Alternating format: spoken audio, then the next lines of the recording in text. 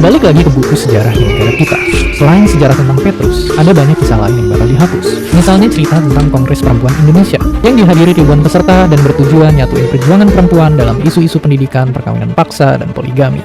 Hari terjadinya kongres ini sekarang ditetapin sebagai Hari Ibu. Kalau kita nggak tahu sejarah ini, mungkin kita jadi nggak bisa benar-benar menghayati Hari Ibu dan perjuangan perempuan di Indonesia.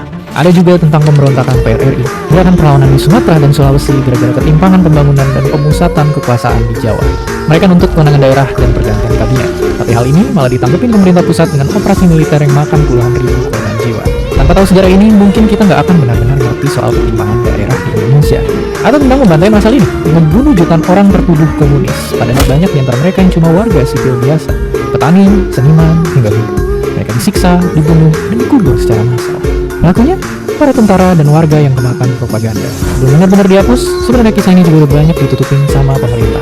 Buku-buku dilarang, kampanye anti-komunis dilangsungin tanpa henti, dan anak cucu terduga komunis dipersulit dapat kerja. Kalau nggak tahu ini, mungkin kita nggak akan benar-benar ngerti soal bahaya kampanye kebencian dan alasan kenapa komunisme jadi tabu di Indonesia.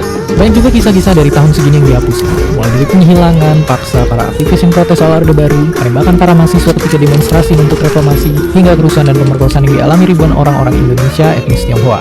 Terus, catatan soal pelanggaran HAM di berbagai daerah pun bakal juga dihapus. Kalau kita nggak tahu sejarah ini, mungkin kita nggak benar-benar paham kalau demokrasi dan kebebasan kita sekarang dicapai dengan berdarah-darah.